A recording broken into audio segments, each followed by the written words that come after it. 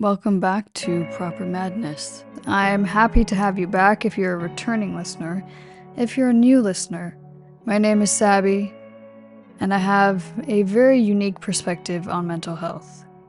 I believe wholeheartedly that we can turn anything that we have been through and alchemize it into bettering ourselves mentally, emotionally, and spiritually. I also get to have the wonderful chance to speak to some amazing individuals, all very unique in their own stories from all around the world. They get to tell their lives, their stories, their hardships, and how they've overcome it. It helps you feel less alone, to know and understand that the way out is always through the eye of the storm, no matter how much we like to avoid it. Grab a cup of tea. If you're not a tea drinker, grab your coffee, and let's sit down and tune into ourselves so that we can learn to connect to other people. We never know the weight of our words and how they might help someone. I actually tried to record this episode, and then I started talking, and I was like, I'm not a fan of how I'm showing up right now. I'm not a fan of the things that I'm saying, and um, I'm doing things differently this time where I want to start, talking and coming onto my platform when I'm feeling a certain emotion or going through something currently in that moment and processing it. Because oftentimes, like, I'll take a step back after I'm done dealing with something and kind of plan for the next day. Okay, this is what I kind of want to talk about. And then I'll make a series of tea times. Like, I'll just block off a bunch of time to record content. And it's not a bad thing, but this today feels more organic. I've been working from home a little bit more often during the week, and I was sitting down, I was feeling really drained, really tired, and I was trying to apply to jobs. And for some reason, something inside of me was like, hey, sit down, go to your safe space, which is here, and just talk about what's on your heart and what's on your mind, because I think a lot of people can relate to it. And when I first recorded this episode, it was just like a bunch of mumble jumble happening. And I was saying some things where I was like, I don't think we should be, I don't think, you know, I should be saying things like this. It just kind of more felt like an unhinged vent session. Um, so yeah, also, if you're listening to this on okay. Also, if you're listening to this on an audio, streaming platform, I'm so sorry for last week's just terrible audio quality. Honestly, I don't know what happened. I updated my computer, and I think when I recorded last week, and mind you, I recorded a whole podcast and 40 times with audio that was not coming from my mic, it was coming from my computer. After I had updated it, it decided to change where the audio was coming from, and there's just a whole thing. So welcome back to Buttery Smooth Audio with Savvy. And also, if you're watching this on YouTube, yes, my hair is shorter. I don't know how I feel about it yet. Honestly, I'm into it. It looks a lot healthier. It feels a lot better. For as long as I can remember, my dad has always told me and my siblings, you are who you surround yourself with. And I saw this really cool meme today, actually, of a bunch of oranges sitting together. One had mold on it, and then the orange right adjacent to it started getting mold on it. Not quite yet, but started. And then the rest were fine. But that's how our environment and the people we're with can directly affect who we are and how we show up and how we're perceived. Perception is everything. Perception doesn't, being perceived a certain way doesn't mean you fake parts of yourself so that you're more well liked. It means when people find out that you're friends with certain people in life, they automatically will associate you in some way with how they see them. And if you don't know those people very well, it's a slippery slope. Um, very recently, very recently, um, I'd say within the last year and a half, the biggest learning curve for me has been making new friends and figuring out who I want in my circle and who I don't.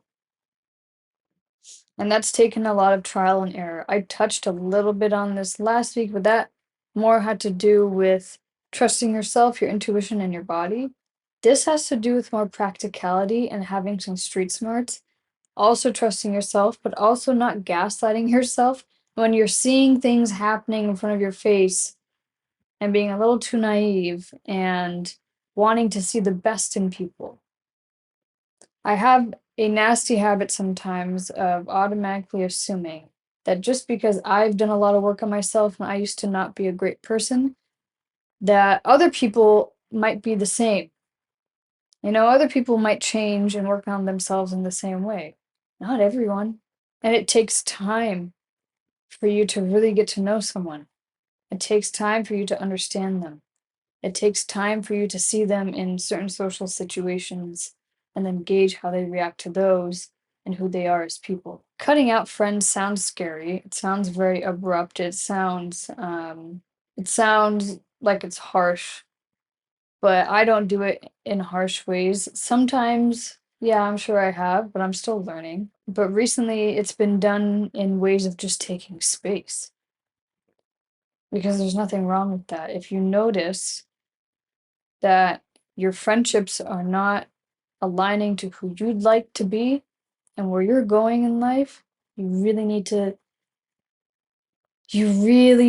refine who you spend time with.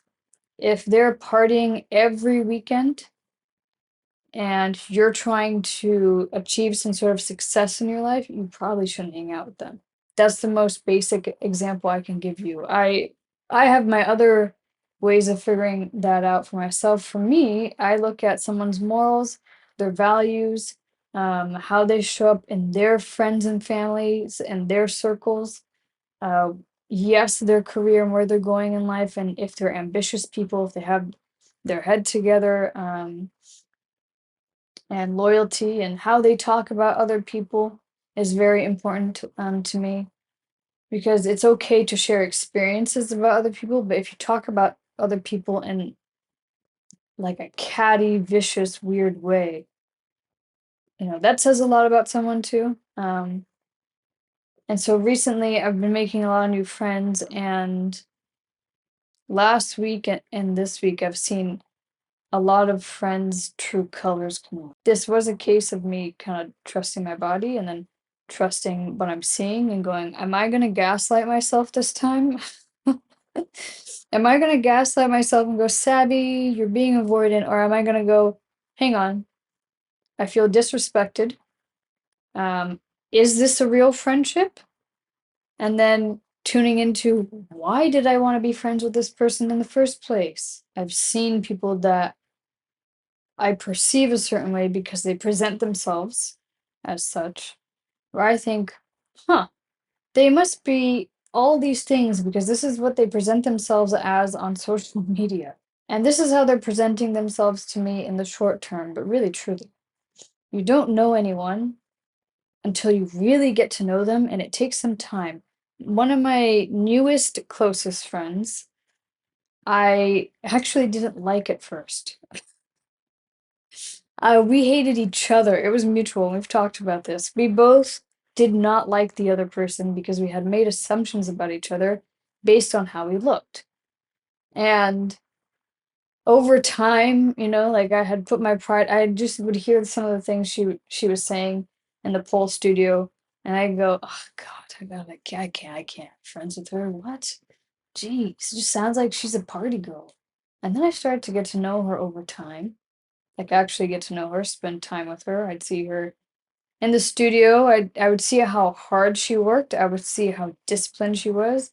I found out what she did for a living and how she still made time for herself. And then I met the people that she hangs out with. And then I met, some other people in her life, and I went, huh, I finally have a clearer understanding of who she is as a person, but that takes time. It's the friendships that start really fast. I said this in my last podcast. Anything that starts really fast on your end or someone else's end, you gotta be a little careful because what are they trying to cover up? You know what I mean? Like if they're trying to get you to be their friend really quick, get your trust really fast, why? You have to ask yourself why. I think we live in a society where there's a lot of instant gratification and connections happen really quick, and that's okay. But in the same capacity, we tend to put people on a pedestal, see them a certain way, and then all of a sudden they start showing us their true colors, and then we go, wait a second, interesting. They're not who I thought they were, and that can be a good thing or a bad thing. I've had the case of this going in two different ways. I've had the case of my newer friend going, "Oh my god, I hate her," to, "Oh my god, the most loyal friend on the planet." Like would take a bullet for you type of friend because I'm the same way. We have very similar cultural values and morals. We respect one another, and there's just a lot of deep love there, and it's something that I really really appreciate. And this past weekend, I got to go to a ballet with her, and that was just such a wonderful experience because I've always enjoyed the arts. That's what I grew up in. That's something that, to me, has always been an outlet. That's how I like to escape, right? Making my videos, doing things that express myself in a different way other than speaking. That's why I love dance so much. I'm super sad that I tore my rotator cuff because I can't dance as often as I would like to, but man, there's no other feeling in the world of expressing yourself through your body than dance in my opinion. I'm sure there's other ways for other people, but for me, that's what I enjoy. She's the same way. She works damn hard at it, and I respect the hell out of her. And when we had that weekend together, she had said some things to me that really stuck with me. She goes, she was like, Sabby, you're a high caliber woman and person, and you've come so far in your life, and you have achieved so much. Why do you keep seeing yourself as someone who isn't at the level that they are, and you keep aligning yourself with people who aren't where you're at? And I don't know what she just, I don't know what the heck else she said, but she's in so many words she said, why do you keep trying to align yourself with people who you think are good for you, not who's actually good for you, out of fear, right? And it's funny, my brother also said something very similar to me in a different way about my romantic life. He's like, I don't know why, but you don't see yourself how you really are. You don't see your true value. And because you don't see your true value, you keep aligning yourself with the wrong people that make you feel like you're less in order to not see where your value actually is. And it didn't really stay in my head or click until a few days ago. I was hanging out with some other friends, and these are newer friends that, I think they're great people, but I don't think they're my people. People can only see you and appreciate you to the depth that they've only really truly seen and appreciated themselves. Some things were said about someone else, and I just kind of stopped and I caught them in like a bunch of lies and went, whoa, whoa, whoa. I feel like I was like, hang on. I feel like at the beginning of our friendship, you painted a very pretty Mona Lisa, and you're like, you know what? This is an original Mona Lisa. This is what this is. Wow, look at the value. And then over time, little things have started falling apart that made me go, wait a freaking second. This is a damn stick figure drawing. This is not the Mona Lisa. You guys just want me to think it's the Mona Lisa. And that was slowly poisoning me over time because people perceive you based on who you align yourself with. will start to treat you based on who you hang out with. They'll think, huh, okay, well, they're friends with this person. They must operate in the same way, therefore I can treat them in this way. And we surround ourselves with people, places, situations that will constantly mitigate how we see ourselves and our value because we don't see it yet. The second you start seeing your value, the second you start operating from your true value, is the second you start seeing right through anything else that is not in alignment of that. And with that came me understanding that by not aligning myself with the right people in my life who truly see my value and treat me with respect and love and real love and care, and not just when it's convenient for them, I'm not choosing myself. I'm not choosing myself when I align myself with people who refuse to see me. I'm not choosing myself when I date people who refuse to see my true value. I'm not choosing myself when I'm doing things to make other people happy because I don't want to cause conflict. I'm not choosing myself when someone says something disrespectful to me and I say nothing and I don't speak up for myself. Social media is so unhealthy because sometimes we paint ourselves to be a version of someone that we want everyone else to see. But deep down inside, that's not maybe sometimes who we truly are. I am someone that has a lot of depth. All my followers know this. All the people that follow my platform know this. All the people who have seen me in my element and do this, you know who I am because that's how I show up. It took me some time to get here, but I've always shown up. And so recently I started watching new romantic interests pop in and out of my life. The ones that stuck out to me the most were the ones that followed my personal account, but then took interest in my other account because they actually valued not what I look like, my mind. They valued who I am. They saw my value immediately and they didn't question it because they wanted to. That's the thing. Some people I think don't want to see your value because they're scared, because they don't know their own. They don't know their own value, so how could they possibly know yours? It's like trying to, I mean, no offense by this is just an example, but it's like trying to go to a PE teacher and saying, hey, you know what, can you do my taxes for me? But they didn't study that. So how the hell are they supposed to do your taxes for you? Why aren't you going to a damn accountant? You know what I mean? Same concept here. A weird analogy, but same concept. I went through my Instagram this morning, and this is why I'm sitting down here. And I was looking at some of the pictures that I've posted, and how many of them were photos that I posted because I was trying to be perceived a certain way instead of really showing up as I am. I remember also taking down quite a few photos before when I was on dating apps a while ago. I'm not anymore. But when I was on those apps, I took down photos that seemed too wholesome, which is silly. I took down some memories with my family. Why the hell I do that, I don't know. And then I started posting more photos about my with my body because I was proud, mostly because dating apps are weird and people want to make sure that you look the way you look. That's fine. But I kind of took it too far in some ways, nothing crazy.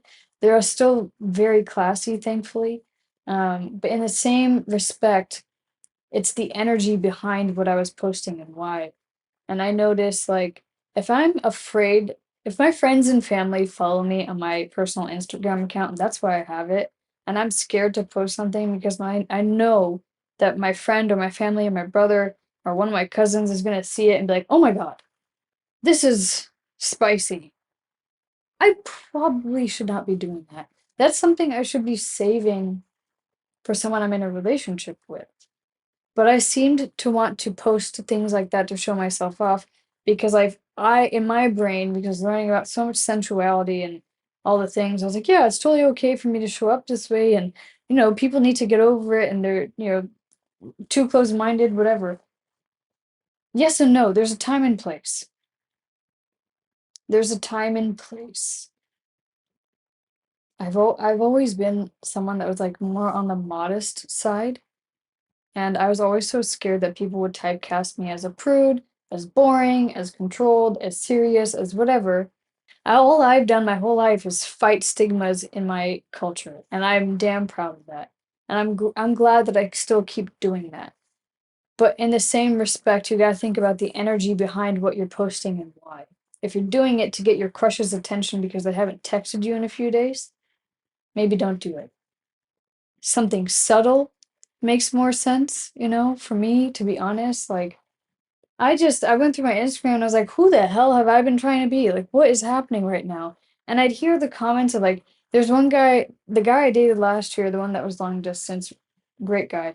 Um, he had made a comment saying, I really want something serious. I kind of want a relationship. I don't really want, anything casual. And I was like, well, I'm not showing up that way. And then it and took a step back. I was like, oh my God, no, I was thirst trap savvy for like 6 months because I was trying to get his attention because I was a crazy person and I was stalking the girls that he was following on Instagram because I was insane.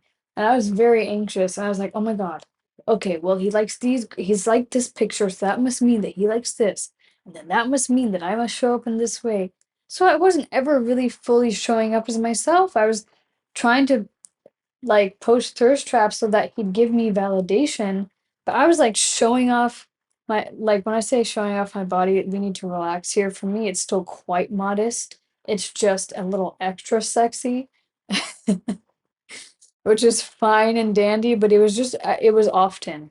I think it's one thing being embodied and showing that off and doing it in a tasteful way that like leaves the mind, curious for other things. I think it's different when you're doing it with the energy of, yep, I'm here clearly to just show off. It's the energy behind what you do. Um, but anyways, I digress. So I had always wondered why he never really took me seriously in that way. It's because that's how I was showing up. And so if you're showing up in that way, that's how people are going to treat you.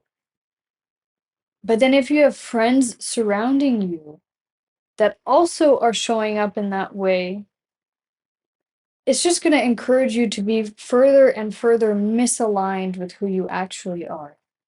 Um, and that's just, I don't know, that's where I'm at mentally and emotionally. Is I'm in a place where, and maybe it's a new haircut. My sister told me that it like makes me look like actually a little bit more my age, maybe.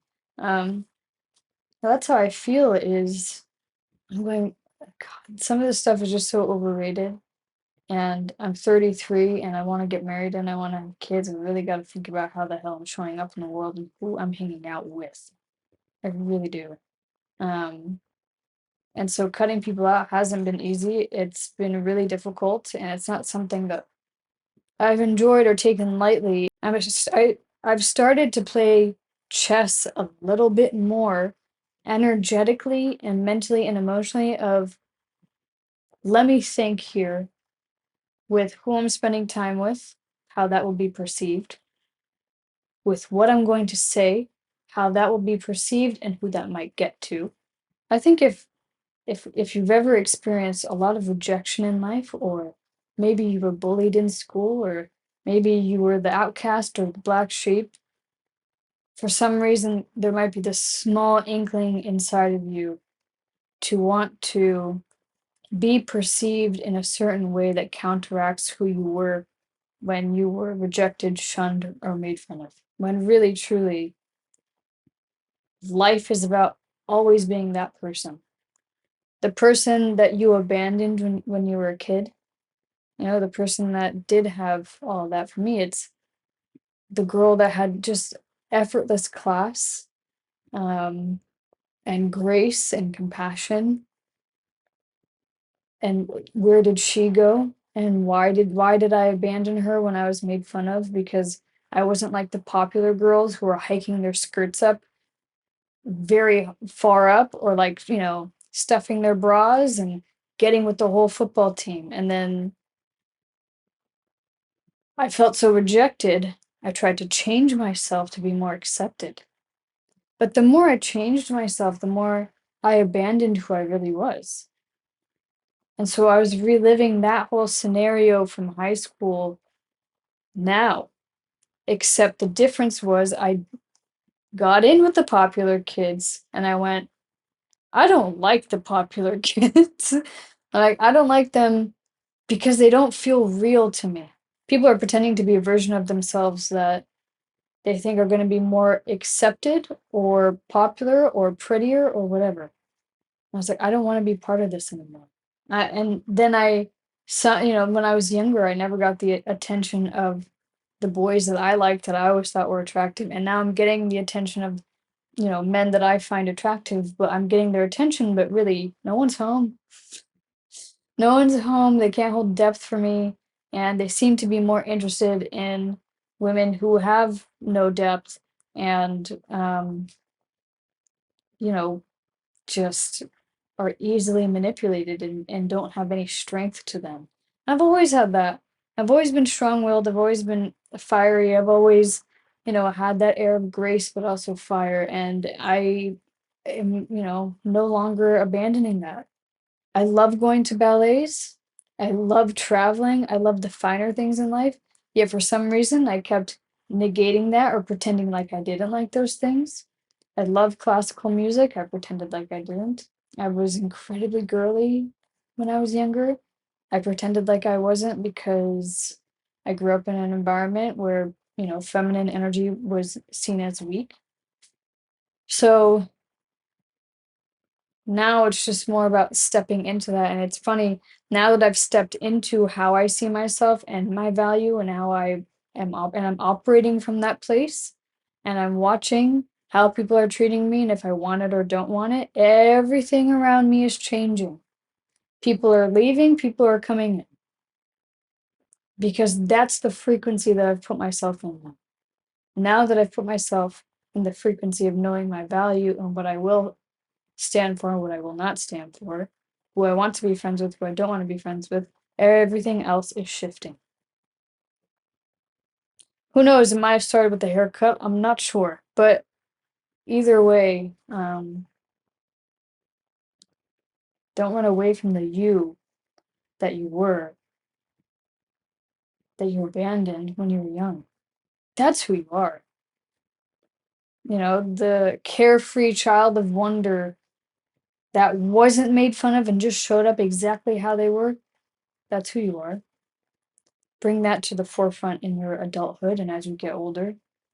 And don't ever let your environment change who you actually are. Choose your value and yourself first, and then watch your environment change, because once you choose yourself, there's no going back.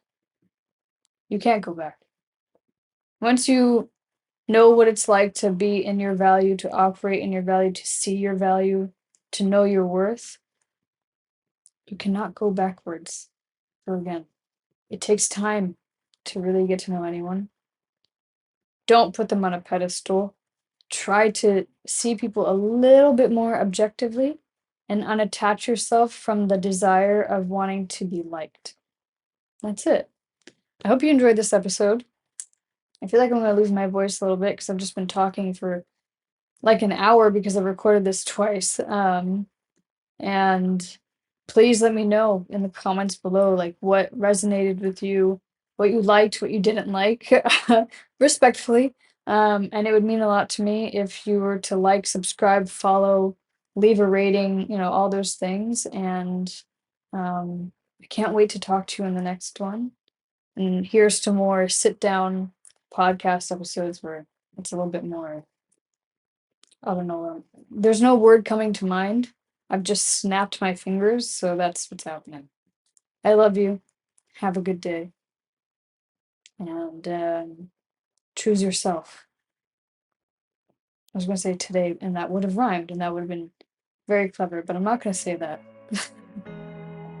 Okay, bye. Thank you so much for listening. I hope you enjoyed this episode. And if you ever want to chat more about anything that this podcast is about, you know where to find me. I'm on Instagram, Twitter, and good old TikTok. And be sure to stay tuned for my Tea Time with Sabby episodes. If you're listening to this on Spotify or Apple Podcasts or YouTube or whatever streaming platform you happen to be listening to this on, I encourage you to follow, like, subscribe, and rate this so that it pushes it out to whoever else might need it.